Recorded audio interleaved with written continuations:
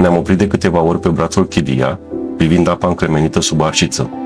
Rațiunea ne spunea clar, pe o asemenea caniculă și cu cote scăzute ale canalelor, brațul principal era singura alegere logică, dar logica n-are nicio șansă în fața pasiunii. Doar 10 km de canalul nostru de suflet, Șontea, și să nu mergem acolo, de neconceput. În adâncul sufletului refuzam să acceptăm, cu crapii mari părăsiseră probabil apele mici pentru a se adăposti în Dunărea Mare. Am ajuns până acolo încât să inventăm teorii absurde. Ne mințeam singur că debitul scăzut va lăsa apa sărată a Mării Negre să înainteze atât de mult pe Chilia, încât va da peste cap tot ecosistemul. Orice scuză era bună, doar ca să ne urmăm inima și să navigăm din nou spre locul nostru de suflet.